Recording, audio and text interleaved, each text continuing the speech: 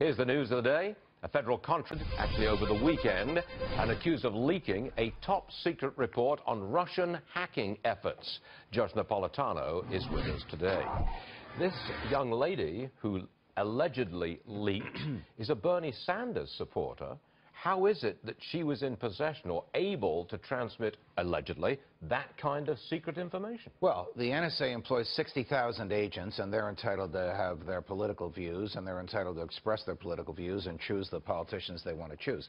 So she is the employee of a corporation which has a contract with the NSA. Of the 60,000 employees, about 55,000 are not government employees. They're employees like her of corporations that sign contracts with the NSA. Prior to the work, she goes through the same FBI scrutiny that everybody else goes through in order to get a top secret clearance. That's very, very high, because it is necessary in her work that she view, possess, have access to, and act upon top secret materials. She decided to reveal some of those top secret materials to an entity in Brazil called the Intercept, which is run by an American called Glenn Greenwald. Now, that is probably, because we don't know the details, an act of espionage. It's the same espionage that some of us said Hillary Clinton committed by failure to safeguard state secrets. But I want to know, and you want to know, and your listeners want to know about NSA incompetence that permitted the Russians to plant cookies, we all know what they are, on the websites, not of the Trump campaign, not of the Hillary campaign. There's no fingerprints from Trump's campaign or Hillary's campaign in this, on the websites of county clerks throughout the United States, 100 of them, who tabulated votes on election night. If anybody that worked for those clerks clicked on the cookie, then the hackers in Russia would have access to the websites and could manipulate the numbers. We do not know if that happened.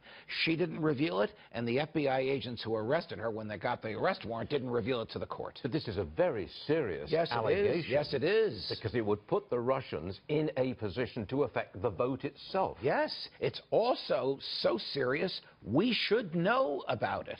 We now know that the Russians materially and substantially attempted to affect the outcome of local, state, and national elections. But we don't know in which way. Correct. And that at least in this instance, Stuart, it's probably one of many, and Jim Comey's going to be asked about this on Thursday. In this instance, it had nothing to do with the Trump campaign. It's fascinating. It is fascinating.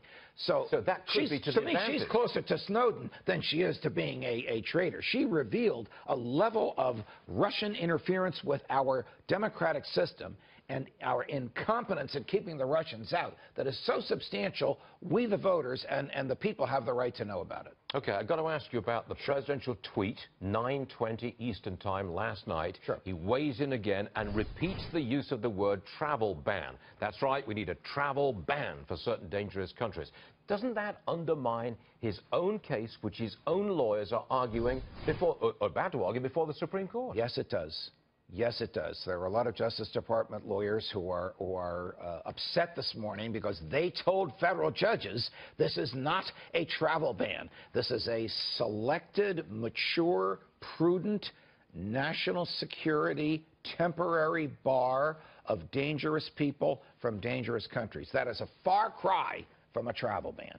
And in this case, the reason the courts have upheld the injunction against the ban is because of the president's words before he was president.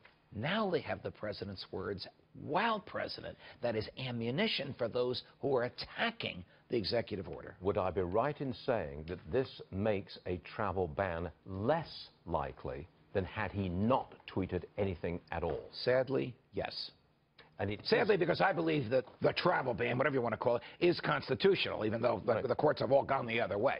But yes, this makes the plaintiff's case stronger and the government's case weaker. My premise is that some of these tweets are distracting, and some of them are just plain interfering with the legislative and legal process and counterproductive to our president. That's a very strong argument, and I share it. The president's argument is he goes above the heads of the mainstream media, gets right into the iPhones and BlackBerries of his supporters, and they love it. They do.